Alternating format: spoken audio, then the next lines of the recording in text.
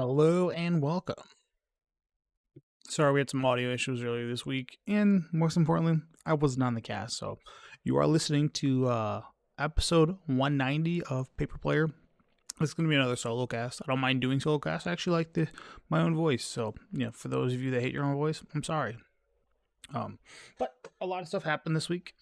With that, as far as subjects go, the things I want to cover today are going to be advice for CEDH. Apparently Nicol Bolas is back. SpongeBob, the secret layer that broke the internet. Standard bans, and then the current modern metagame. So, as far as the modern metagame goes, it's 2 more weeks of hell, and then in April we will get a ban update, and it should be fixed. But we'll get into that a little bit later. So, the first thing I want to bring up is I thought about this pretty deeply. So last week, Saturday. So today is Saturday. But last Saturday, the Man of Vault, shout out to him, held a very large CEDH event. I think it was about 140 some people, maybe 150. A pretty intense number, which is fantastic. I think that's really awesome for the Man of Vault, and they're one of the spots in our location in the Milwaukee area that provides tournaments for competitive players. And actually, they provide tournaments for everything. So, just to say, if you are a competitive player, they offer 1Ks on a monthly basis for different formats, such as pre-modern, legacy, modern. They do standard RCQs, and they also offer CDH tournaments that are on a 1K basis too. And they did their 2-year anniversary, which had so much going on. Both their events nearly capped. I know for sure the CDH one did, but or sorry, not the CDH one, the legacy one did, because I made a mistake and didn't sign up in time, so I was number 65, so I wasn't able to get into that tournament, which is okay. That's a lesson learned. And then the second thing I will say is their CDH was over 100 people, which nearly 150. So, or it could have been 150. I don't have the exact quota number, but that being said, that's an awesome feat for the Man of Vault. Those guys are up and coming. Actually, they're not up and coming. They are the number one store in our area just because of what they offer, man. They have the minds of players, which is fantastic. So, with all that being said, the reason I bring CDH up was a post that I saw said, "Are you good at CDH, or are you good at politicking your way into a win?" And I said, I replied with my 2 cents on it. And there's this thing in CEDH that people constantly do over and over, which I typically don't agree with, but it happens all the time. And sorry, I was checking my audio.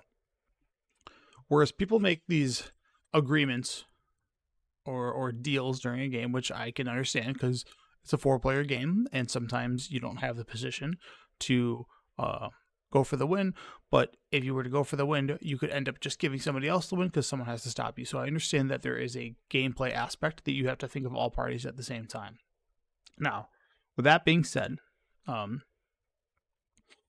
believe when you are playing a game of the highest level for competitive CEDH, which is the top tier, when you have the opportunity to win, you should take it. Now, some individuals say, well, if you do that, you'll be known as a liar in the community and you'll never be trusted again, and so forth, which the social credit aspect of CEDH, that things that can happen outside of a game or in future games or threats for potential future games, is something I think all CEDH players should disregard. Now, that may devolve the format into a position where you're no longer able to make deals. However, there are some positions that you can put yourself in where they have no choice but to make the deal or take the draw.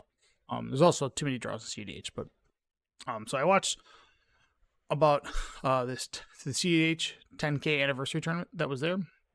It was a top 16 match, and there was 4 players there, and player A was the individual who had made a deal with player D, and player A had the opportunity to win that game. Now, player D, players A, B, and C, we're just going to talk about player A and D. The other, players B and C in this scenario were tapped out. They were basically dead on board. They had no way to interact, and they were in a position where they were just like, well, we're going to lose. So with player A and D, a deal was made. Now, player A had the opportunity to go for the win. Player D made some movements or he casted some spells to prevent him from dying, which was the One Ring the previous turn. And then also on top of that, cast the Veil of Summer. So the player A, who had the ability to infinitely cast, make infinite mana, and infinitely cast Orcish Bowmaster to then snipe all of his board, was unable to do that. However, that player had the ability to end the game, essentially setting himself up to a position where he can no longer lose. Player D proceeded to have a conversation with player A that was not gameplay related about how they shouldn't break their word. And that conversation went on for about 6 minutes. Mind you, this has been a very long tournament. CEDH typically is a very long format. They're 90-minute games, and they were in top 16. So the difference is if you don't I'm not sure what top 16 prizing was, but if you got to the finals, what they were offering, first place, was 10 set of duels, which it looks like they split. So the difference of winning and losing seems pretty big, and especially when it's 3 a.m, since the tournament has gone so long. And that's no fault to Mana Vault at all. It's more or less that's just the way that CEDH works, especially when you go to untimed rounds. It can kind of be barbaric in that sense, where it's just like games take a long time. But again, a lot of conversations happen that are not related to gameplay, that are more or less related to things outside of gameplay. So player D kept talking to player A about how this will make me think differently of you. I will remember this for the future, and so forth like that. And at 3 a.m, when you're just trying to make a gameplay decision and try to keep your wits about you, I think the downside to all that really just comes down to, if you're a CDH player and you're at the top 16 table, deals are no longer on the table. The likelihood of you facing that same individual again in the future is really low. And as far as the blemish that you'll get in the community, I don't know how entrenched the CDH players are. You may be affecting in your local area, but as far as if you were to travel, I don't know, to the East Coast for a CDH tournament, there is no knowledge of that ever happening, and the likelihood of people remembering that is very confusing. But so a lot of this discussion was, asking him to take things back. Don't do this, and then also is just constantly interrupting his train of thought when he was just trying to make a gameplay action, which are good tactics. You can certainly do that. They just seems a little bit of angle shooting on my end. I don't see that being relevant, and I would advise all CDH players to, once they have made the decision to go through with something, if anything that is a recourse to saying you broke this deal, you did this thing, it should just be met with, please make a please make a response to the activated ability or thing on the stack. Pass priority, make a response, and just leave it at that. Don't have to go into it. If they want to continue talking about it, I would just stop the talk and just say, please make a decision to this. That way you can keep your line of thinking. Because ultimately what ended up happening was, this whole thing transpired in player A, who had the win. And it was pretty evident that they had the win because they were just set up with Hullbreak Horror so they could do the next thing. Ended up making a pretty big mistake of killing 2 of the opponents before he could cast Intuition, because he eliminated the 2 opponents, and then he was going to cast Intuition, and then what ended up happening was the player D, who had a Veil of Summer, couldn't be targeted with Intuition, so the individual was unable to do that, and then passed the turn. The player D then untapped, did a lot of stuff on his turn, and then I think in a rush of panic to make sure that he got his Intuition cast, he casted it, which I think was one of the last cards he had in his hand, using the Hullbreak Horror trigger, targeting something, and player D was able to Psych Rift unloaded, Psych Rift, essentially in response to the Intuition, putting everything back in his hand, and then essentially losing that game just due to he was at 9 and he had lethal damage on the board with Seaborn Muse and a couple Urza's tokens from Urza's Saga. So I guess what I'm trying to get at in short is play to win. If there is a level of deceit that should exist in Magic, it's one of the core things I think people use, and this isn't referring to people like cheating. You should never cheat, and I forbid angle shooting. And angle shooting, there's another discussion that I saw on Twitter that was kind of getting heated from a known player that's on the East Coast who's also part of the judge community that has been known for he's been banned from stores and using a lot of outside tactics to win games. One, he's a a judge, and he uses that knowledge. And then when he's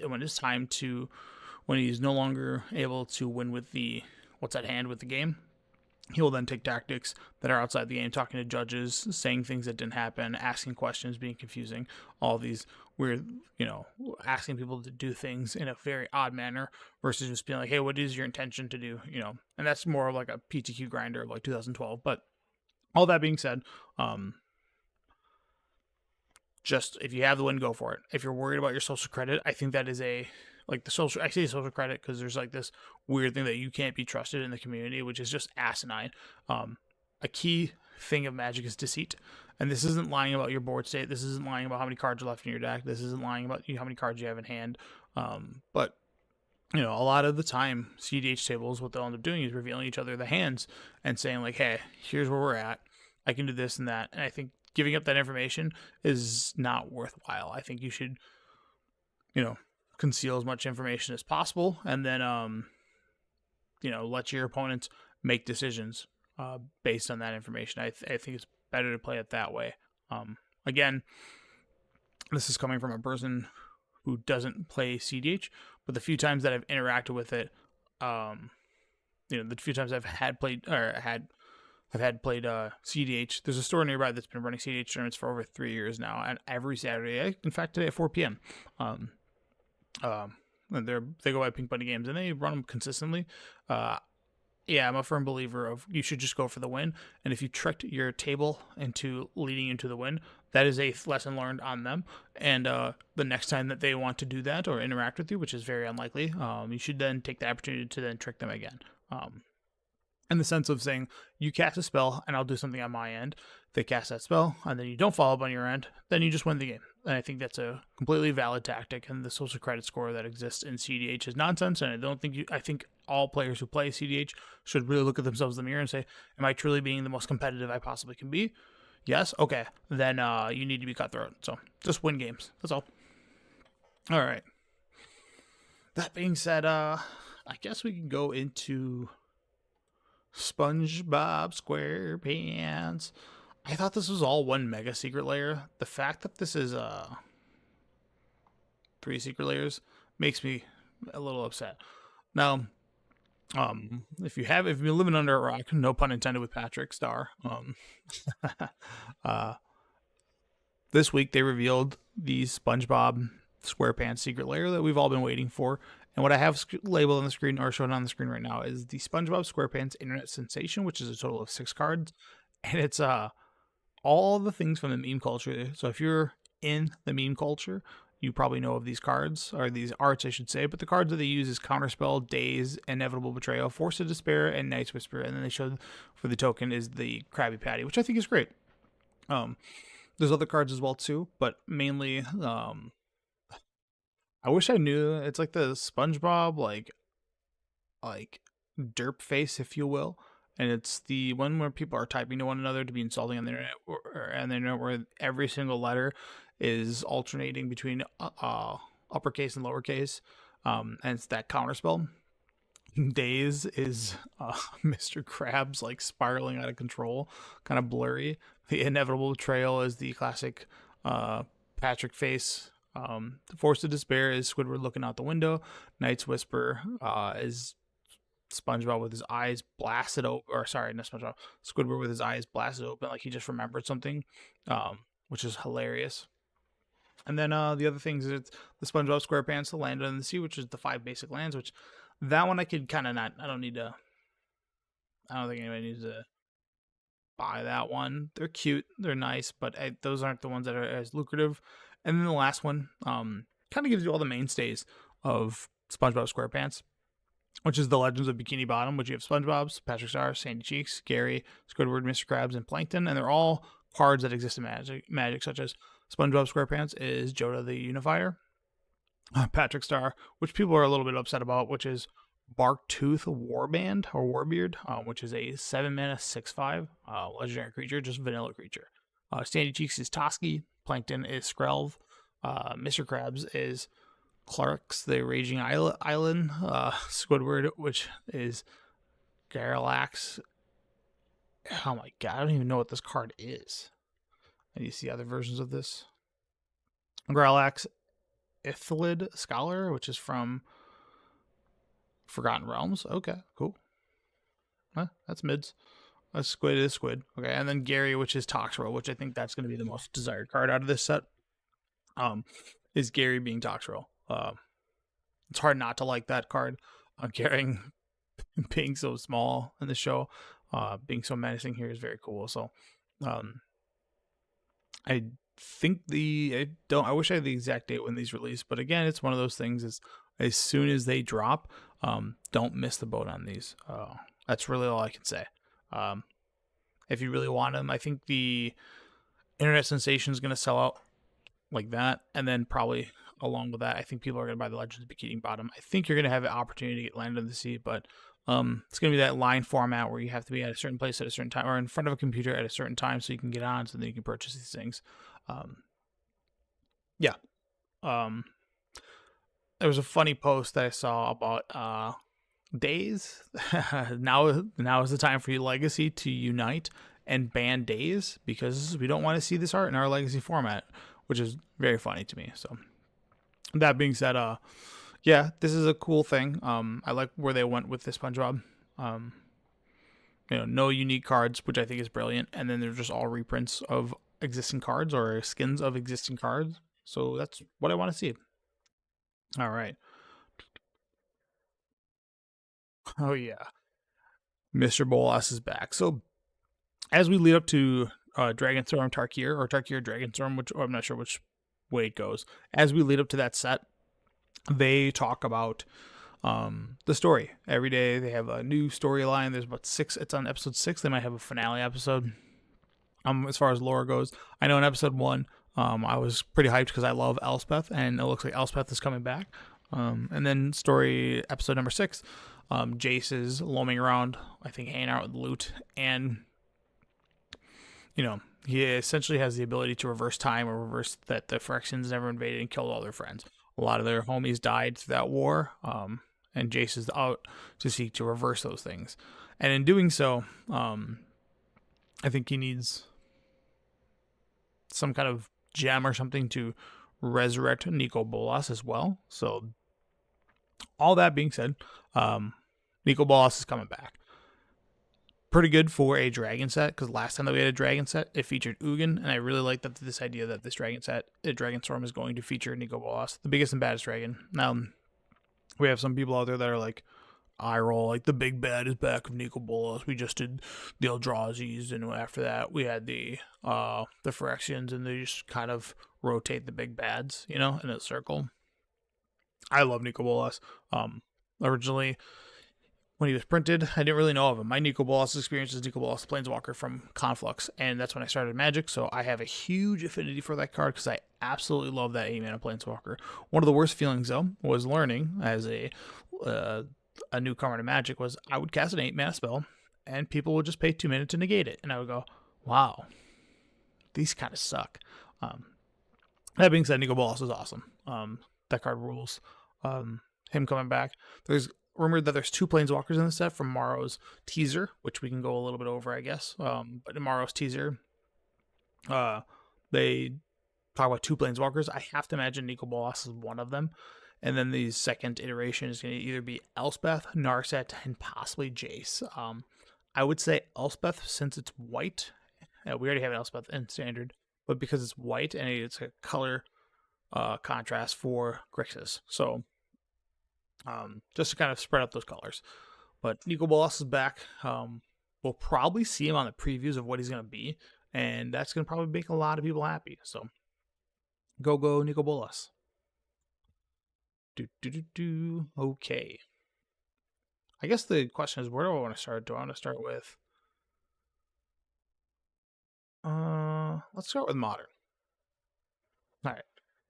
So up on the screen here, I have the United States Regional Championship that was hosted by the SCG Con, or Associated Games convention in Charlotte. And yeah, this is a pretty intense this is pretty intense. And what I mean by that is right now the format is heavily, and I mean heavily, dominated by Underworld Breach. With the unbanning of Mox Opal,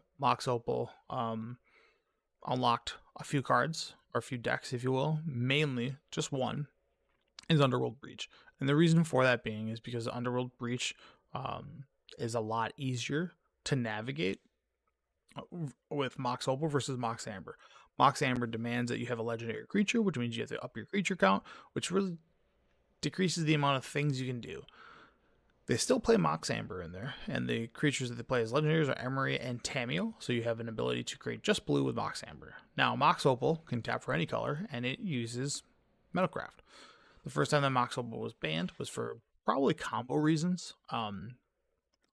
and rightfully so. So this had 1,300 players in it, and the top 8 is 1, 2, 3, 4, 5, 6 Breach decks, 1 Boros Energy deck, and 1 Amulet Titan deck. So, and then top 16 is Breach, Ruby Storm, Mill, which is funny. I think that's really funny that they play Mill in a meta where people aren't really playing high amount of cards. Titans, and more Breach. And then it's just Breach, and then your occasional things from there. So it's Breach, and boy did that thing dominate the tournament. If you're unfamiliar with what Underworld Breach does, it is a Yawgmoth's Will that is repeatable. So each non-land card in your graveyard has escape. That escape cost is equal to the the escape cost is equal to that card's mana plus 3 other cards from your graveyard. So you have a Mox Opal and a Grinding Station, and you have the ability to mill your entire deck plus recur Mox Opal to then untap the Grinding Station, and then also make X amount of colors of mana equal to basically the amount of cards you have left in your deck. And then you're also playing cards like Swan Song, Sink of the Stupor, so you have the ability to bounce things off the stack, stop things from doing. You also have things like Soulguide Lantern to pick things off from your opponent, and you end the game with a singleton Grapeshot. Or if Grapeshot doesn't work, you can always go for the Jace Wielder Mysteries one, where you end up just drawing a card and going like that.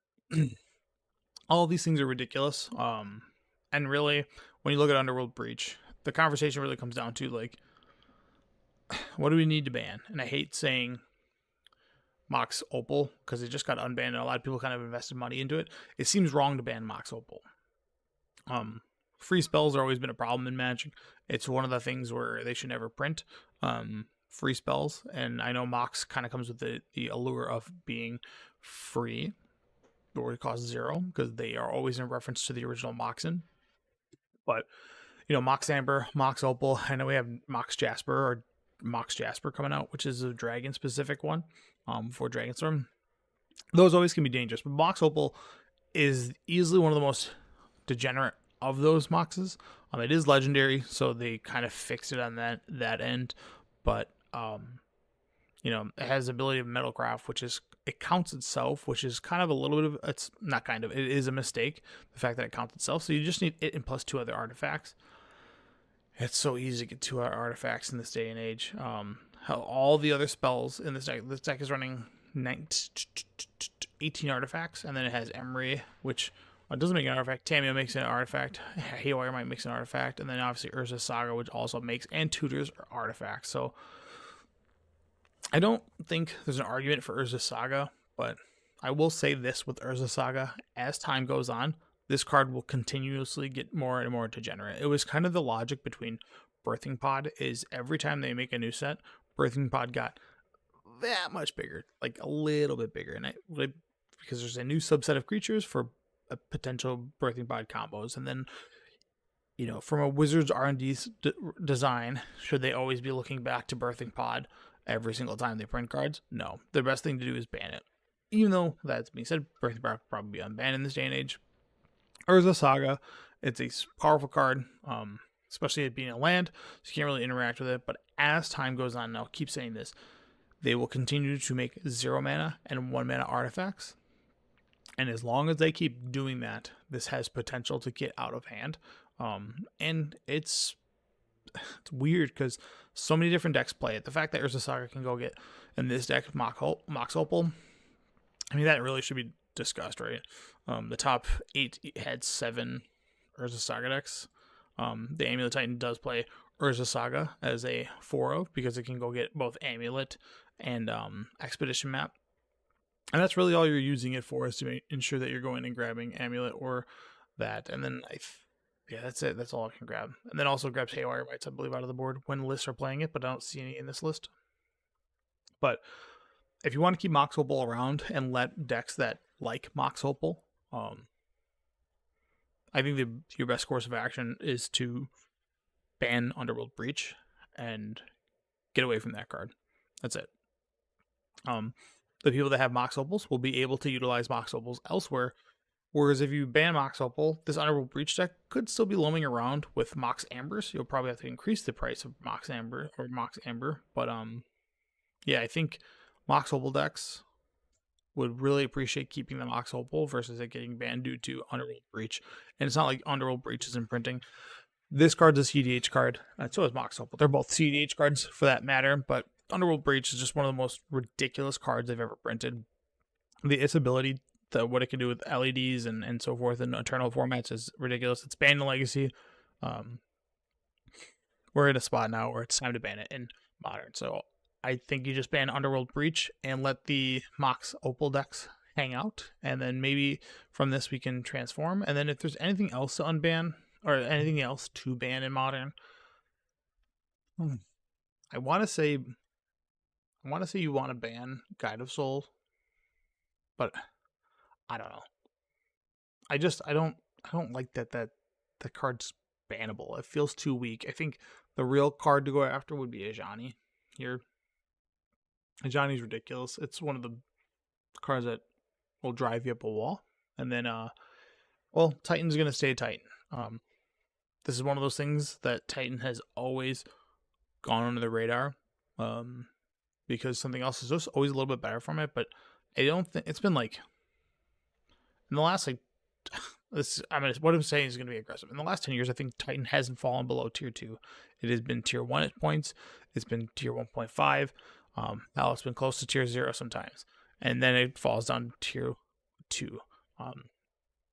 And this deck just has it's like one card away from being perfect.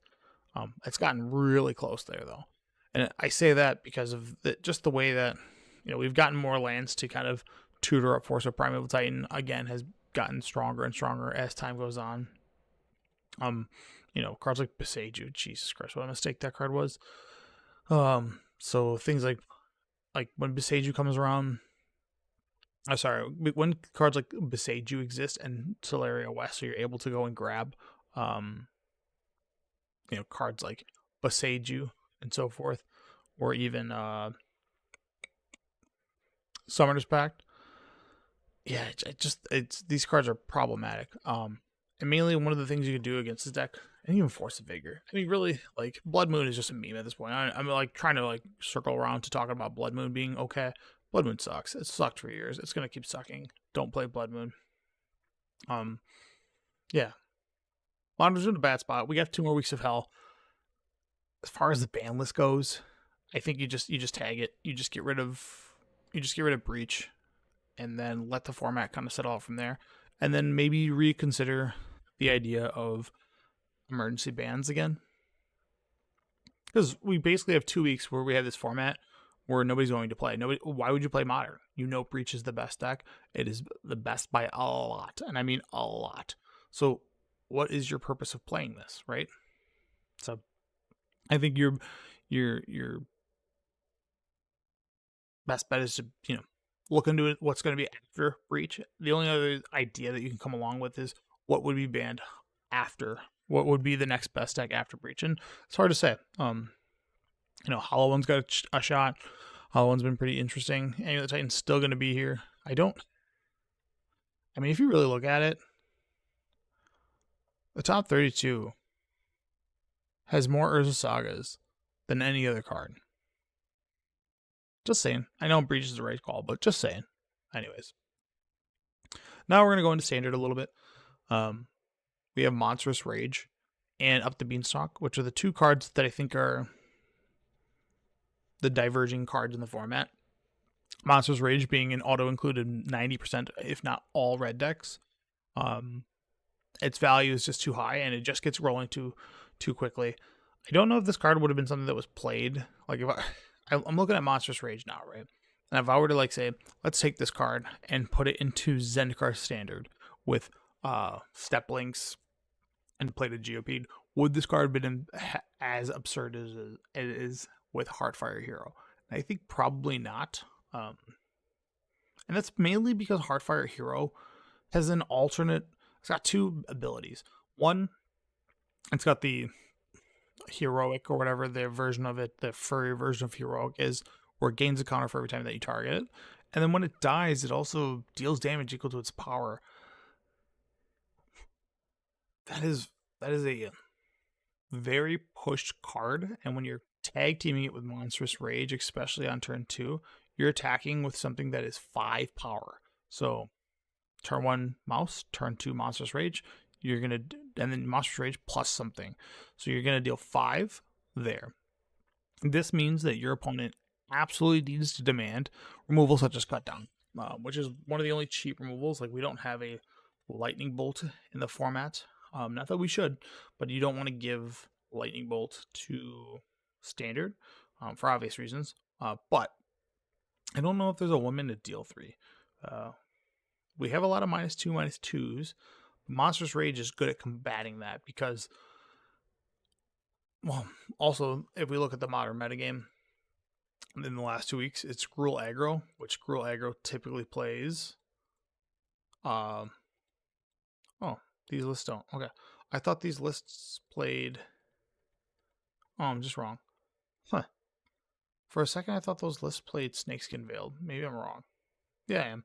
Okay, I take back what I was going to say. I thought Snakeskin Veil was like one of those, like, you put this in here because it's so good at dealing with Cut Down, and it's such a big blowout, but it's probably the weakest of those cards.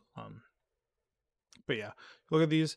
All these, this little mouse package is going to exist, which is Ember, Heart Challenger, Heartfire Hero, and Manifold Mouse usually. Sometimes you have Manifold Mouse out of the sideboard, sometimes you have it in the main, and then the rest of your deck is like Monstrous Rage, Burst Lightning, and then I guess you have Torch the Tower, which is deal 2, but it's just not, like, 2 is just not good. It's just not a good number. Questing Druid to draw cards. Yeah, it's just, man. Oh, that's why. This Paw Pact Recruit. Whenever a creature you control becomes the target of a spell or ability and opponent control, put a 1/1 counter onto it. Wow. Okay. Yep. And then you have a different variants of other control decks. Yeah. So, you know, that's one aspect of the spectrum. So we have these really hyper aggro decks. And then number 2, we have Up the Beanstalk. So this card I'm in love with. The only place I can really play it is Standard right now. The Legacy's in kind of a, not a slump, but just like Nadu exists in Legacy, and like the blue-white band or the band decks I want to play in Legacy all don't really want Up the Beanstalk. And until Nadu and probably Fleshraker get banned, I won't be playing Up the Beanstalk anytime soon. So in Standard's really all I can play with it. But we have an issue. And it's pretty evident with Up the Beanstalk. And this wasn't intended because I don't think this set was designed with a 3-year standard rotation. So it was designed with 2 years. Because it should have rotated already. But if we were to look at like 4-color control, right? We have the Zero control deck, which are playing Up the Beanstalk was not really prepared to be played with the Overlords. You have Overlord of the Hauntwood, which if you cast for its impending cost, which only costs 3, you get to still, because it's considered a CMC of 5, you still get to trigger both Up the Beanstalk. So you have Overlord of that, Overlord of the Mistmore, which is the white one, and both those things are triggering all the time, and they're super high value. So not only does the Up the Beanstalk replace itself, which is maybe a little bit of a design flaw, not only does it replace itself, which is, it's nice that it does that. If you were to play Up the Beanstalk and your opponent plays some form of removal spell, they're still up a card on you. That sucks. Like, you don't ever want that to be. And then along with that, they printed Ride's End, which is from Aether Drift, which is a 5-mana removal spell at instant speed, but it costs 3 less if it targets a tapped permanent, which is exile target creature or vehicle. So now you have a 2-mana exile target creature or vehicle, which is huge because that doesn't allow the mouse decks to trigger the die trigger off the Heartfire Hero, and you also get to draw a card off of the Beanstalk. And then your other removal spell that you have is Leyline Binding. So you have this awesome suite of removal spells. which are really cheap and trigger your Beanstalk. So you end up with this huge hand. I shouldn't say huge, but there's this flooded hand of just being able to just always play a card, remove something, and then replace that card. So you're never actually going down to like a 2 card, a 1 card hand. You're always going up. And God forbid that you get up to 2 Beanstalks in play, because once you just have, you're like, all right, I have 13 cards, I gotta discard some. And then your deck can just turn on a heel immediately with Zur, especially with Leyline Binding and the 2 Overlords. Zur can come down turn 3. It's got a nice power and toughness on it, which is a 1/4. And then the fact that it can animate those Overlords and also the Leyline Binding into creatures that have lifelink, it will also deal damage. And then they also have Death Touch and Hexproof, so they're no longer interactable. You have to deal with the Zur first. So this deck can really get out of hand quickly. It hits you from a lot of different angles. I would like to think that there's a blue-white control deck, which there is in the format, that is basically just dealing with those cards, such as No More Lies, Get Lost, being able to deal with the enchantment aspect of Up the Beanstalk, and then, holy guacamole, is this card this high? No way. To TCG player, I need to see. Stock Up, which is from Aether Drift, which is a sorcery speed, and this is also getting played in Vintage, believe it or not, which is blue and a 2. For sorcery, look at the top 5 cards of your library, put 2 of them into your hand, and the rest onto the bottom of your library in any order. So, man, 3 mana, look at 5 cards, put 2 in your hand, isn't a lot. It goes up +1 cards, so like if you like divination, great. This card is super, super, super divination. Looking at 5 is obviously way better than 2. That's a lot going deep, and then you're just able to just do so many more things because of its cost. And then if you pair this up with cards like not Scroll Shift, but also the deck plays Ride's End, cards like Get Lost and Elspeth's Smite, you can double up on turns. So man, what a great card that I love Stock Up. I think I have a few. I should double check if I have more. I'm just gonna look up the price on it. I'm just curious. Stock Up, $3. That's pretty reasonable. Not too bad. All this other stuff. Yeah. Anyways, so really what it comes down to is we have Up the Beanstalk issue and a Monstrous Rage issue. I don't know if this is going to call for a ban of any type. We might just ride the storm, because honestly, I think one of the best things.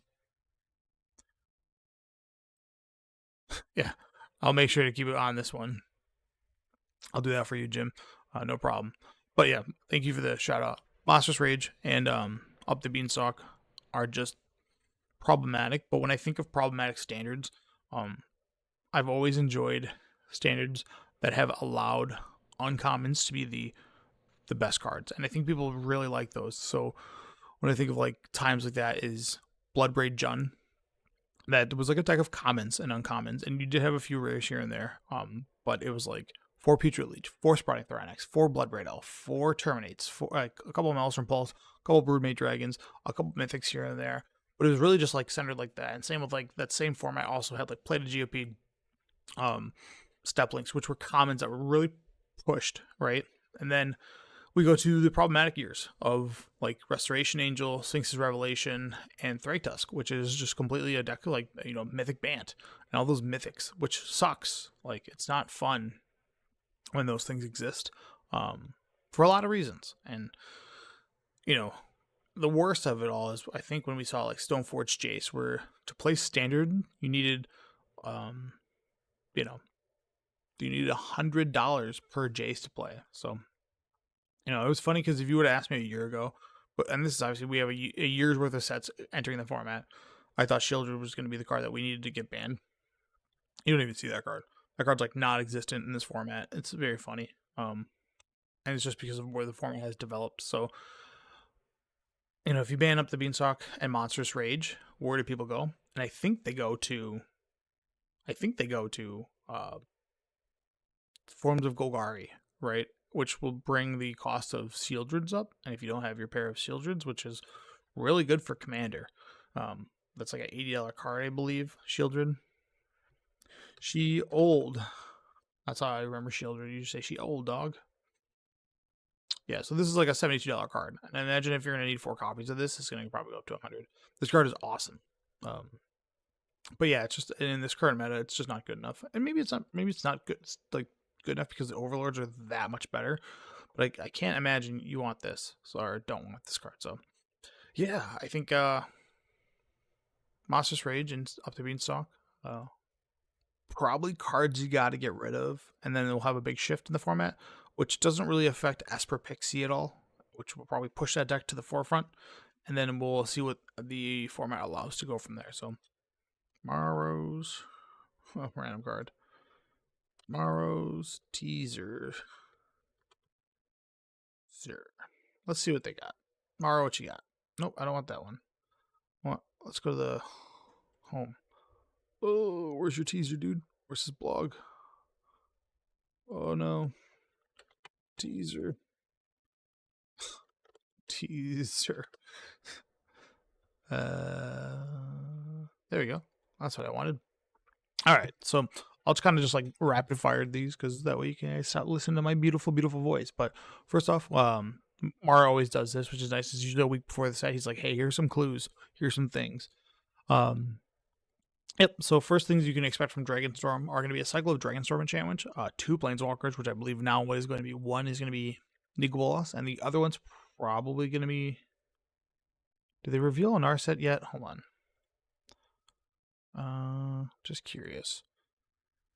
Sarkhan has been revealed. Yep, Narset has been revealed, so I can't imagine her having a Planeswalker too. So it's either going to be Elspeth or Jace. My money's on Elspeth. Because she's already been Planeswalkerized. Unless they're going to be like, yo, Gideon's better too. Or they could even be double cool, which is Ugin and Nicol Bolas, which are going to finally be in the same set going boom, boom. So I like that. Some counters in the set. Decayed, Lifelink, and Time. Boo on those. A card that can tutor for 2 other cards. Okay. Legendary Enchantment. A Hydra that uses a clan keyword, which we'll find out all the keywords this Monday. Or Tuesday when they do the big reveal of all that. A common archetype theme gets an ability word. Alright. I wonder what that ability word's going to be. 5 instants that generate 5 effects.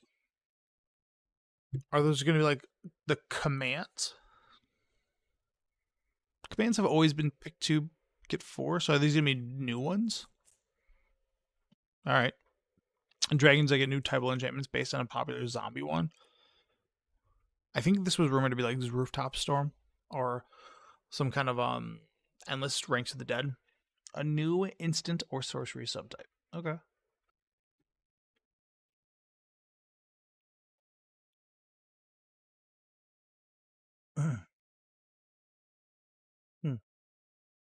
Whenever you cast a turtle spell, untap this.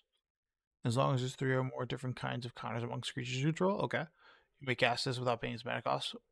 If that spell's mana value is 8 or less, okay. If you put a 1/1 counter on 5 dragons this way, you win the game. This has got to be like a creature that's like 4 mana, pumping other creatures, right? When a creature you control enters, if you cast it, destroy that creature. All right. During your end step of a warrior token, warrior tokens you control have this token can't be sacrificed. Ooh, that might be nice because I think they just made like a blasphemous act. It's like sacrifice 13 creatures, which would be pretty sick. And then when this creature deals combat damage to a player, you may search for your library with a creature card card name, reveal it, put it into your hand, and shuffle. And then spells you have, what you cast have, spells you cast have delve. I wonder what that's going to be. That sounds degenerate. Yeah, I'm sure people are starting to look at like how many 7 mana, 6 mana. Like, I guess opportunity would be pretty cheap.